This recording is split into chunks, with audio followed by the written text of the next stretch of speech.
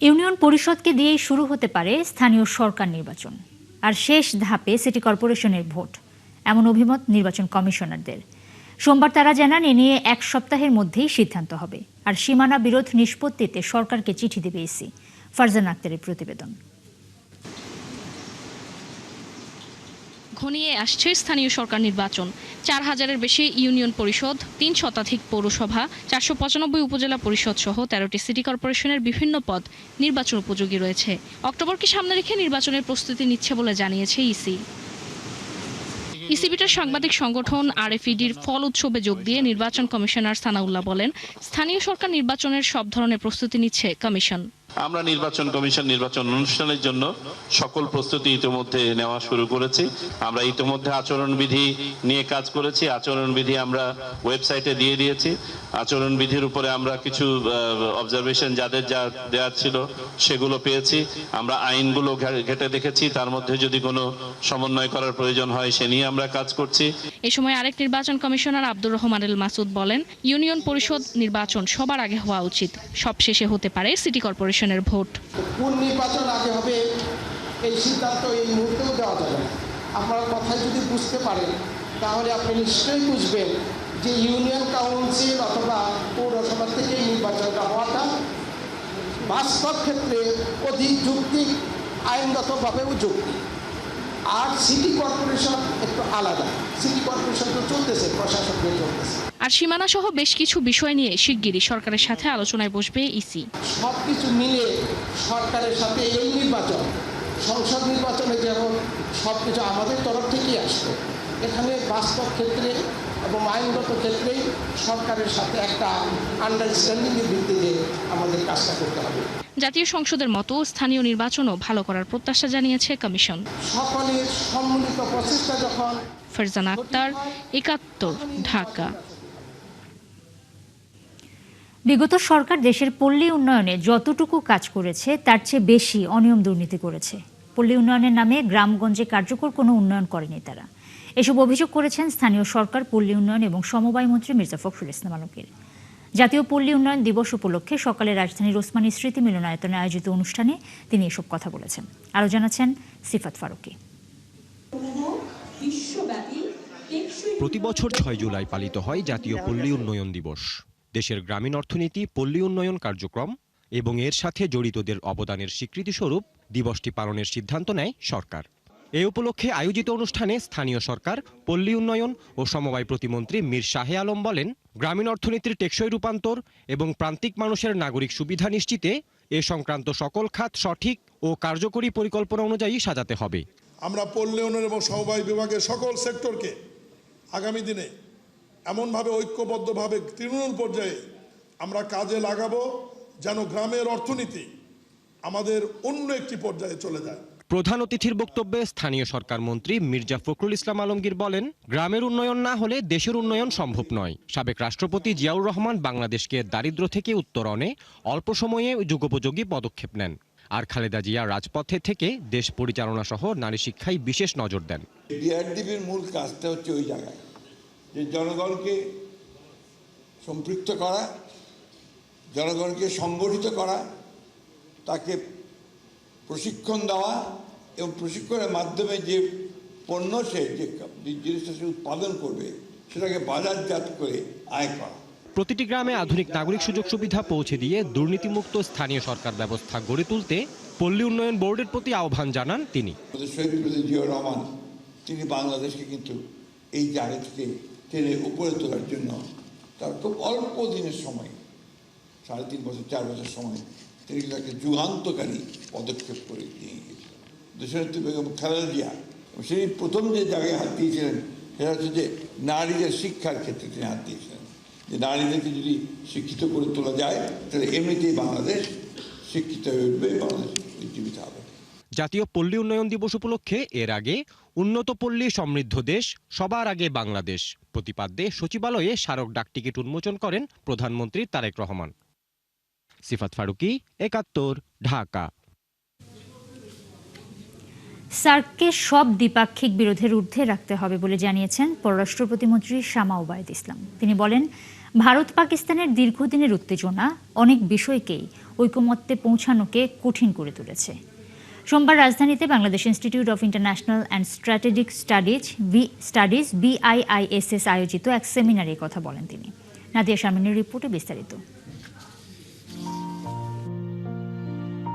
সার্কের স্বপ্ন আর উদ্যোগ সবই বাংলাদেশের হাত ধরে, কিন্তু আঞ্চলিক ভূরাজনীতি আর বাংলাদেশের অভ্যন্তরীণ রাজনীতির দ্বন্দ্বে একসময় হারিয়ে যেতে শুরু করে আঞ্চলিক সহযোগিতার এই জোটটি নিয়ে আলোচনা। বিএনপি ক্ষমতা নেয়ার পর থেকেই পররাষ্ট্রনীতিতে আবারও জোরদার হয়েছে সেই আলোচনা। রাজধানীর ইস্কাটনের এই সেমিনারে উঠে আসে সেই বিষয়গুলোই। The region needs regular conversations among diplomats, water experts, climate scientists, business leaders, parliamentarians, young professionals, and civil society actors. How do they manage their disagreement? That's very important. অনুষ্ঠানে পররাষ্ট্র প্রতিমন্ত্রী বলেন, এই অঞ্চলের পরিবেশ পুরোপুরি অনুকূল না হওয়া পর্যন্ত সার্ক নিয়ে বাংলাদেশের লক্ষ্য থাকবে উচ্চাভিলাষী, কিন্তু পদ্ধতি হবে বাস্তববাদী। As an initial step in the revitalization process, Bangladesh would like to see SARC. Bangladesh মনে করে পূর্ণ রাজনৈতিক ও শীর্ষ পর্যায়ের কার্যক্রম পুনরায় শুরু করার জন্য অনুকূল পরিবেশ তৈরি না হওয়া পর্যন্ত সার্ককে অন্তত তার সর্বোচ্চ কার্যকর সক্ষমতার পর্যায়ে সক্রিয় রাখা উচিত। এর অর্থ বর্তমান বাস্তবতায় যতটা সম্ভব কার্যকরভাবে এগিয়ে যাওয়া, অর্থাৎ লক্ষ্য থাকবে উচ্চাভিলাষী কিন্তু পদ্ধতি হবে বাস্তববাদী। তার মতে সার্কের সংকটটি শুধু রাজনৈতিক নয়, প্রাতিষ্ঠানিকও। সার্ককে অবশ্যই দ্বিপাক্ষিক বিরোধের ঊর্ধ্বে রাখতে হবে। রাজনৈতিক অবিশ্বাস, অমীমাংসিত দ্বিপাক্ষিক বিরোধ, সীমান্ত সংক্রান্ত উত্তেজনা, ক্ষমতার ভারসাম্যহীনতা এবং নিরাপত্তা নিয়ে পারস্পরিক ভিন্নমত এসবই সার্কের অগ্রগতিকে বাধাগ্রস্ত করেছে। বিশেষ করে ভারত পাকিস্তানের দীর্ঘদিনের উত্তেজনা ঐকমত্যে পৌঁছানোকে কঠিন করেছে এবং অনেক আঞ্চলিক উদ্যোগের গতি কমিয়ে দিয়েছে। সার্ক নিয়ে বাংলাদেশের সাবেক সরকারগুলোর কার্যক্রমের সমালোচনাও করেন তিনি। সার্কের প্রতিষ্ঠাতা সদস্য এবং এর জন্মভূমি হিসেবে বাংলাদেশেরও আত্মসমালোচনার সুযোগ রয়েছে। সংগঠনটির প্রতিষ্ঠাকালীন আদর্শ ধরে রাখতে এবং এর ক্রমবর্ধমান স্থবিরতা কাটিয়ে উঠতে আমরা যথেষ্ট ভূমিকা রাখতে পেরেছি কিনা তা ভেবে দেখা দরকার। তিনি বলেন, নতুন সরকার দায়িত্ব নেয়ার পর সার্কভুক্ত সব সদস্য রাষ্ট্রের সাথে তার আলোচনা হয়েছে এবং সবাই সার্ককে পুনরুজ্জীবিত করার বিষয়ে ইতিবাচক মনোভাব দেখিয়েছে। These platforms should complement each other, not compete with each other. Nadia Sharmin, ৭১, Dhaka. ৭০% মানুষের গণভোটের রায় অস্বীকার করে দেশের মানুষের সাথে সরকার গাদ্দারি করেছে বলে অভিযোগ করেছেন এনসিপির আহ্বায়ক নাহিদ ইসলাম। সোমবার বিকেলে গাজীপুরের কালীগঞ্জে জুলাই কর্মসূচির প্রথম দিনের পথসভায় তিনি এই কথা বলেন। ১০০ উপজেলা প্রদক্ষিণের মধ্য দিয়ে এনসিপির এ বছরের কর্মসূচি শেষ হবে ৩১ জুলাই। গাজীপুর থেকে আরও জানাচ্ছেন সহকর্মী রাশেদ আনিস। গত বছর পুরো জুলাই মাস জুড়ে দেশের ৬৪টি জেলায় পদযাত্রা কর্মসূচি করেছিল এনসিপি। সে ধারাবাহিকতায় এবছর ১০০টি উপজেলায় পদযাত্রা কর্মসূচি করবে দলটি। গণভোট বাস্তবায়ন, কর্মসংস্থান বৃদ্ধি, বিদ্যুৎ সংকট নিরসন, দ্রব্যমূল্য নিয়ন্ত্রণ ও সীমান্ত সুরক্ষার দাবিতে জুলাই পদযাত্রার প্রথম দিন গাজীপুরের কালীগঞ্জের শহীদ মিনার থেকে বাসস্ট্যান্ড পর্যন্ত পদযাত্রা করে এনসিপির নেতারা। জনগণ যে বিষয়গুলোর কারণে ভোগান্তির শিকার হচ্ছে সেগুলো জনগণের মুখ থেকে আমরা শুনতে চাই, সেগুলো পুরো দেশের কাছে, সরকারের কাছে আমরা পৌঁছে দিতে চাই। আমরা সরকারকে জানান দিতে চাই যে বাংলাদেশের মানুষেরা ৭০% মানুষ গণভোটে হ্যাঁ পক্ষে বলেছিল, সেই মানুষেরা কিন্তু এখনো পর্যন্ত জীবিত আছে, সেই মানুষেরা জেগে আছে, তারা অপেক্ষা করছে। এনসিপির আহ্বায়ক বলেন, ৭০% ভোটারের গণভোটের রায়কে উপেক্ষা করে দেশের মানুষের সাথে গাদ্দারি করেছে বিএনপি সরকার। এই গণভোটের গণরায় বাস্তবায়ন করতে হবে, যার মাধ্যমে সংস্কার হবে, দেশে পরিবর্তন হবে, যেটা আপনার আমার আকাঙ্ক্ষা ছিল জুলাই গণঅভ্যুত্থানে। পথসভায় তিনি স্বরাষ্ট্রমন্ত্রী সমালোচনা করে আইন শৃঙ্খলা পরিস্থিতি উন্নয়ন করতে বলেন। স্বাধীন সার্বভৌম বাংলাদেশের জন্য কিন্তু আমরা দেখছি সীমান্তে। রাশেদ আনিস, ৭১, কালীগঞ্জ, গাজীপুর। দেশের ৪ জেলায় নারী এবং শিশু ধর্ষণ মামলায় ৯ জনের মৃত্যুদণ্ড এবং ২ আসামির যাবজ্জীবন কারাদণ্ডের আদেশ দিয়েছে আদালত। এর মধ্যে জামালপুরে ৭ জন, নোয়াখালীতে ১ জন এবং খাগড়াছড়িতে ১ জনকে মৃত্যুদণ্ড দেওয়া হয়েছে। এছাড়াও গোপালগঞ্জে শিশু ধর্ষণ মামলায় নারীসহ ২ জনের যাবজ্জীবন কারাদণ্ডের আদেশ দিয়েছেন আদালত। সহকর্মীদের তথ্য এবং ছবিতে বিস্তারিত। 2025 সালের 25শে মে জামালপুরের বকশীগঞ্জের নীলাখিয়া ইউনিয়নে দলবদ্ধ ধর্ষণের শিকার হন এক গৃহবধূ। পরদিন বকশীগঞ্জ থানায় মামলা দায়ের করেন ভুক্তভোগী। এই মামলায় 8 জন সাক্ষীর সাক্ষ্য গ্রহণ শেষে সোমবার নীলাখিয়া ইউনিয়ন পরিষদের সদস্য আশরাফুল ইসলাম সহ 7 জনকে মৃত্যুদণ্ডের আদেশ দেন জামালপুর নারী ও শিশু নির্যাতন দমন ট্রাইব্যুনাল 1-এর বিচারক মোহাম্মদ আব্দুর রহিম। এছাড়া প্রত্যেক আসামিকে 1 লাখ টাকা করে জরিমানা করা হয়। এ সময় অভিযোগ প্রমাণিত না হওয়ায় ইদ্রিস আলী নামের একজনকে খালাস দেওয়া হয়েছে। আসামি রাশেদুল ইসলাম পাপ্পু, বিজু, বাদশাহ, জুয়েল মিয়া, আশরাফুল ইসলাম, জসিমউদ্দিন, আলামত, আসমত, এরা একই দোষে দূষিত, সবাই গণধর্ষণ সাজানো ছিল। আসামি প্রত্যেককে দোষী সাব্যস্ত করে মৃত্যুদণ্ডের আদেশ প্রদান করে। এদিকে নোয়াখালীর চাটখিলে 5 বছরের শিশু ধর্ষণ ও হত্যা মামলায় তার চাচাতো ভাই শাহাদাত হোসেনের মৃত্যুদণ্ডের আদেশ দিয়েছে আদালত। জেলা ও দায়রা জজ শিশু সহিংসতা দমন ট্রাইব্যুনালের বিচারক ফারজানা আক্তার এই রায় দেন। একই সাথে আসামিকে 1 লাখ টাকা জরিমানা করা হয়। 2022 সালের 24শে মার্চ নিখোঁজের 9 দিন পর আসামির বাড়ির সেপটিক ট্যাঙ্ক থেকে শিশুটির মৃতদেহ উদ্ধার করে পুলিশ। ধর্ষণের পরে ভিকটিম যখন আসামিকে চিনতে পারছে তখন সে তাহাকে হত্যা করছে। অগোচরে স্বীকার করলো যে সে মামলার সাথে জড়িত এবং সে এই ঘটনা ঘটায়। যদি তার ফাঁসি হয় আমাকে জনগণের দেখা, এটা আলহামদুলিল্লাহ, এটা আমরা খুশি। খাগড়াছড়ি রামগড়ে 2য় শ্রেণীর এক মাদ্রাসা ছাত্রীকে ধর্ষণের আসামি শাহিনকে মৃত্যুদণ্ডের আদেশ দিয়েছে আদালত। সোমবার শিশু সহিংসতা দমন ট্রাইব্যুনালের বিচারক শায়লা শারমিন এই রায় দেন। ঘটনার মাত্র 11 মাস 14 দিনের মাথায় এই মামলার রায় দেয়ায় খুশি ভুক্তভোগীর স্বজনরা। এছাড়া 2020 সালে গোপালগঞ্জে 8ম শ্রেণীর এক শিক্ষার্থীকে ধর্ষণ মামলায় এক নারী সহ 2 আসামিকে যাবজ্জীবন কারাদণ্ডের আদেশ দিয়েছে আদালত। গোপালগঞ্জ শিশু সহিংসতা দমন ট্রাইব্যুনাল আদালতের বিচারক মোহাম্মদ মোর্শেদ আলম এই রায় দেন। আসামিরা হলো উজ্জ্বল বিশ্বাস ও কল্পনা বিশ্বাস। রায়ে আসামিদের 10,000 টাকা করে জরিমানা করা হয়েছে। মনিরা কাজুরি, 71। ওয়ার্কশপে কাজ করতে গিয়ে হাত হারানো কিশোর নাহিদকে 30 লাখ টাকার পে অর্ডার বুঝিয়ে দিয়েছে কারখানা কর্তৃপক্ষ। আদালতের নির্দেশে ঘটনার 6 বছর পর ক্ষতিপূরণ বাবদ এই টাকা পেল নাহিদ। এছাড়া আরও 2 বছর প্রতি মাসে পড়াশোনা বাবদ 10,000 টাকা করে দেবে কারখানা কর্তৃপক্ষ। বিস্তারিত জানাচ্ছেন মাইনুল মারুফ। 10 বছর বয়সী পেটের ক্ষুধায় কাজে নেমেছিল শিশু নাহিদ হাসান নাইম। এরপর মেশিনে হাত ঢুকে গিয়ে হারিয়েছে হাত আর শৈশব। বিচার পেতে ঘুরেছে আদালত চত্বরে। অবশেষে 6 বছরের আইনি লড়াই শেষে আদালতের নির্দেশে 30 লাখ টাকার ফিক্সড ডিপোজিট বুঝে পেল শিশু নাহিদ। 2020 সালে করোনা মহামারীর সময় নাহিদ তার বাবা ও মার সঙ্গে ভৈরবের নূর ইঞ্জিনিয়ারিং ওয়ার্কশপে কাজ নেয়। একদিন নাইমের ডান হাত একটি মেশিনের ভেতরে ঢুকে যায়, পরে কেটে ফেলতে হয় হাত। ম্যানেজার আমাকে নিয়ে কাজ করতে যায় ওয়ার্কশপের ভিতরে। তখন আমি বলছি যে না, আমার আব্বু আম্মু আমাকে এই কাজে দেয় না, আমি এই কাজ করব না। তখন আমাকে মারধর করে যখন কাজ করে তখন আমার মেশিনের ভিতরে ডান হাতটা চলে যায়। এরপর শুরু হয় দীর্ঘ আইনি লড়াই। পরে 2024 সালের জানুয়ারিতে নাহিদকে 30 লাখ টাকা ফিক্সড ডিপোজিট করে দিতে রায় দেন হাইকোর্ট। একই বছর সেই রায় বহাল রাখেন আপিল বিভাগও। অবশেষে কয়েক দফায় টালবাহানা শেষে 3 ধাপে 30 লাখ টাকার পে অর্ডার নাহিদকে বুঝিয়ে দেয় কারখানা কর্তৃপক্ষ। গত সপ্তাহে মামলা ছিল, 5 লাখ এনেছে, কোর্ট বলছে না পুরো টাকা দিতে হবে। আজকের ডেট ফিক্স করেছে, আজকে ওরা পুরো টাকা দিয়েছে এবং সাথে 7,000 টাকার 6 মাসের বকেয়া 42,000ও দিয়েছে। এই জাজমেন্টটা মাইল ফলক হয়ে থাকবে। আশা করি শিশুদেরকে নিয়ে কোনো কারখানা অন্তত জীবন মৃত্যুর খেলা খেলবে না। আদালতের রায় অনুযায়ী টাকা পেলেও প্রাপ্তবয়স্ক না হওয়া পর্যন্ত তা খরচ করতে পারবে না নাহিদ, থাকবে ফিক্সড ডিপোজিট হিসেবে। আর নাহিদের পড়াশোনা চালাতে 18 বছর বয়স পর্যন্ত তাকে মাসে 7,000 টাকা করে দেবে ওয়ার্কশপ কর্তৃপক্ষ। মাইনুল মারুফ, 71, ঢাকা। টাকা না দিলে বিদ্যুৎ সরবরাহ বন্ধ রাখেন বেসরকারি কেন্দ্র মালিকরা, তাই বাধ্য হয়ে দাম বাড়িয়েছে সরকার। ক্যাবের এক অনুষ্ঠানে এমন মন্তব্য করেছেন বিদ্যুৎ এবং জ্বালানি মন্ত্রী ইকবাল হাসান মাহমুদ টুকু। এ সময় ভুতুরে বিলকে একটি ভুল ধারণা হিসেবে তিনি দাবি করেন। অনুষ্ঠানে ক্যাবের জ্বালানি উপদেষ্টা বলেন, সাধারণ গ্রাহকের স্বার্থ উপেক্ষা করে কেবল বিনিয়োগ এবং উৎপাদন নিশ্চিত করলে চলমান সংকট দূর হবে না।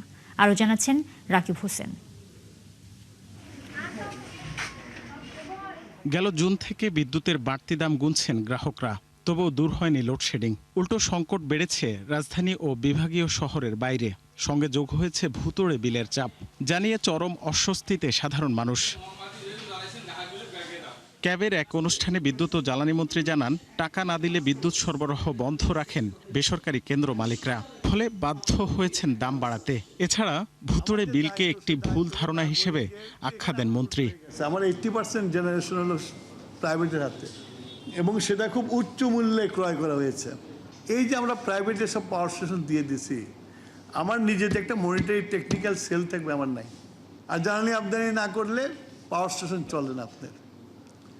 এইরকম একটা সিচুয়েশনের মধ্যে আমাদেরকে রেখে যাওয়া হয়েছে, সেই জিনিসটাকে আমাদেরকে পরিচালনা করতে হচ্ছে। এ সময় নবায়নযোগ্য জ্বালানি উন্নয়ন কৌশলপত্রের মাধ্যমে ভোক্তা স্বার্থ নিশ্চিতের দাবি তোলেন ক্যাবের জ্বালানি উপদেষ্টা। এক্ষেত্রে সরকারকে ব্যবসা করা থেকে বিরত থাকার আহ্বান জানানো হয়। সরকার প্রস্তাবিত কৌশলপত্র এর অন্যতম দুর্বলতা বাস্তবায়ন প্রশাসনের ইচ্ছাধীন কোনো বিদেশি লোন বা অনুদানের উপরে সুদ বা সেবা মূল্য আরোপ করা যাবে না। কার্বন ক্রেডিট বাবদ প্রাপ্ত অর্থ ভোক্তা বিনিয়োগ হিসেবে মূল্যহারে সমন্বয় হবে এবং বেঞ্চমার্ক প্রাইস কমাবে, সরকার ও ভোক্তা উভয় লাভবান হবে। তো এত বড় একটা কর্মযজ্ঞ সেরা এবং বিএসটিআই অনুমোদনের ক্ষেত্রে যেন কোনো অবস্থাতেই 3 দিন এবং অত টাইম বেঁধে দিয়ে একটা জায়গা আনা যায়, তাহলে আমাদের এই জায়গাগুলোতে এই জায়গাতে আমাদের একটা বড় সক্ষমতা হবে। মন্ত্রী বলেন, সৌরবিদ্যুৎ উৎপাদন বাড়িয়ে জ্বালানি আমদানির চাপ কমানোর চেষ্টা চলছে। রিনিউয়েবল এনার্জিতে গেলে আমার যে জ্বালানিটি ইম্পোর্ট করতে হয়, সেই জ্বালানি ইম্পোর্টটা অনেক কমে যাবে। আর জ্বালানি ইম্পোর্টটা কমে গেলে আমার যে অর্থ সাশ্রয় হবে, সেই সাশ্রয় দিয়ে গত যে কিছুক্ষণ আগে উনি বললেন অলিগাররা যে টাকা পয়সা জাস্ট প্রজেক্ট করেছে লুট করার জন্য,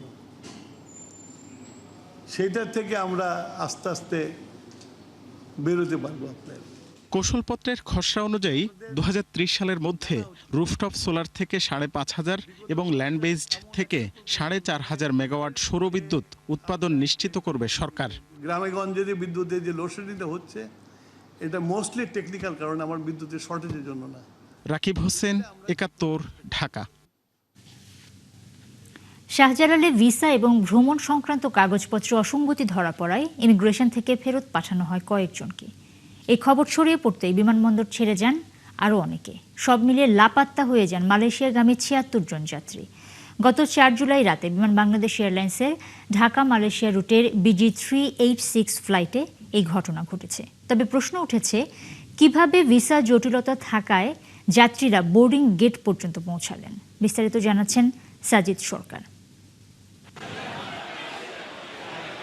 শনিবার রাতে বিমান বাংলাদেশ এয়ারলাইন্সের ঢাকা থেকে মালয়েশিয়াগামী BG386 ফ্লাইটে ভ্রমণের কথা ছিল মোট 263 যাত্রীর। নিয়ম অনুযায়ী চেক ইন সম্পন্ন করে বোর্ডিং পাসও নেন 76 জন যাত্রী। তবে শেষ মুহূর্তে বোর্ডিং গেটে 5 জন যাত্রীর ভিসা ও পাসপোর্টের তথ্যের মধ্যে অসঙ্গতি ধরা পড়ে। এর আগেই ইমিগ্রেশন কর্তৃপক্ষ আরও 10 যাত্রীকে ভিসা জটিলতার কারণে বিদেশ যাত্রার অনুমতি দেয়নি। আর এই তথ্য ছড়িয়ে পড়ার পর বিমানবন্দর থেকে একে একে সরে পড়েন বাকি যাত্রীরা। শেষ পর্যন্ত বোর্ডিং পাস হাতে থাকা 76 জনের কেউই আর বিমানে ওঠেননি।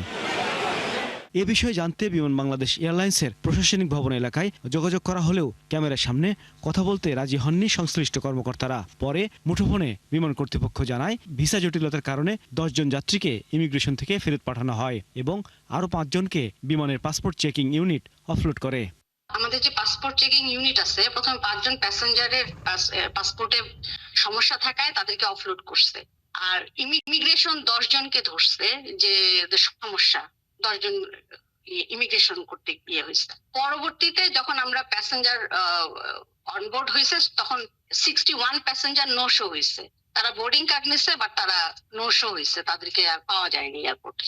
পুরো ঘটনার তদন্ত এবং ভিসা যাচাই প্রক্রিয়ায় কোনো ধরনের গাফিলতি ছিল কিনা তা খতিয়ে দেখার দাবি জানিয়েছেন সংশ্লিষ্টরা। সাজিদ সরকার, 71, ঢাকা।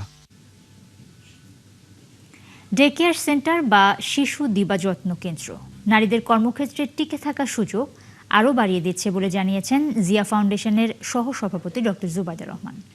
তিনি বলেন, দেশে আরও বেশি ডে কেয়ার সেন্টার প্রতিষ্ঠা করা গেলে নারীর কর্মসংস্থান বাড়বে এবং কাঙ্ক্ষিত উন্নয়ন লক্ষ্যে পৌঁছানো সম্ভব হবে। মাহিলা ইসলামের রিপোর্টে বিস্তারিত।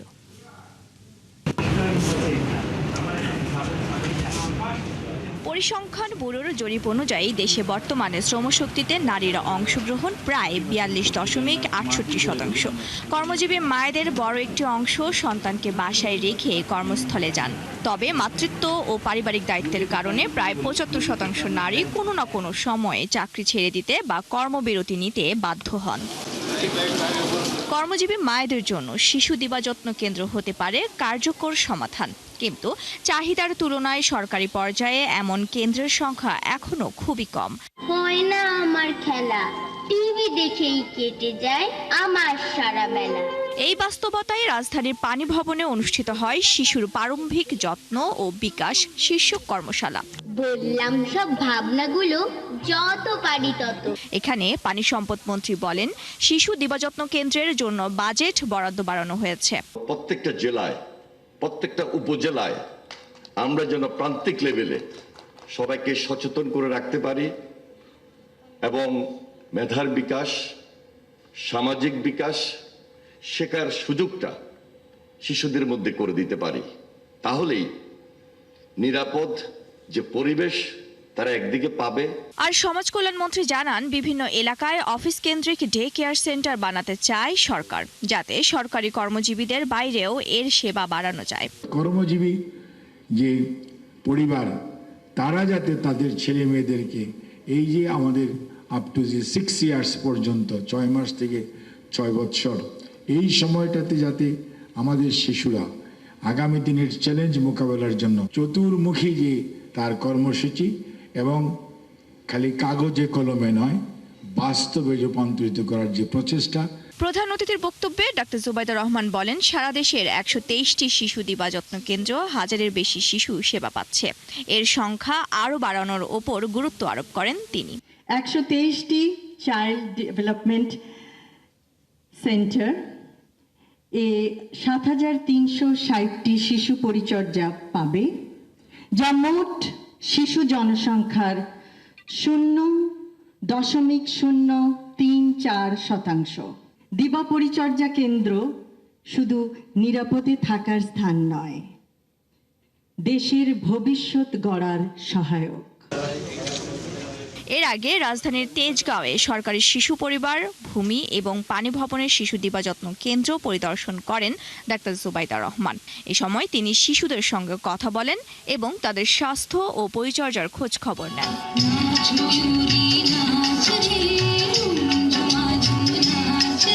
মাহিলা ইসলাম, 71, ঢাকা।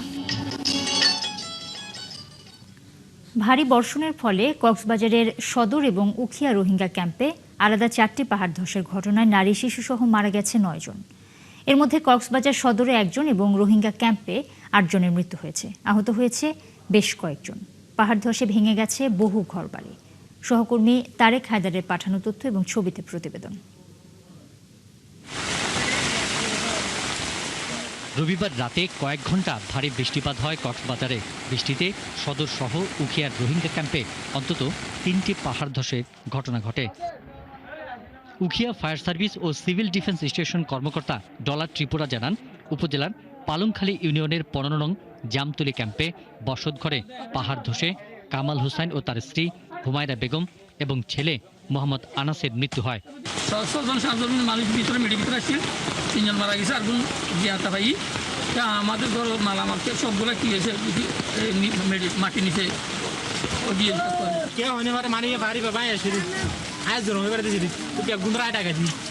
মানুষের ক্ষতি আশেপাশের মানুষের ইয়েও দিন মানুষের তারালেও ক্ষতি আছে এবং মিশন যারা মানুষের তারালেও বড় ধরনের আশঙ্কা আছে। পালুখালী 11 নং রোহিঙ্গা ক্যাম্পে পাহাড় ধসে নারী ও শিশু সহ 4 জনের মৃত্যুর খবর পাওয়া গেছে। অন্যদিকে উপজেলার রাজাপালং ইউনিয়নের কুতুপালং 7 নং রোহিঙ্গা ক্যাম্পে মাটি চাপায় একরাম নামে 7 বছর বয়সী এক রোহিঙ্গা শিশুর মৃত্যু হয়। এদিকে কক্সবাজার পৌরসভার 12 নম্বর ওয়ার্ডের সাত্তারঘোনা এলাকায় পাহাড় ধসে আলী আকবর নামে একজন মারা যান। আহত হয়েছেন তার পরিবারের 2 সদস্য।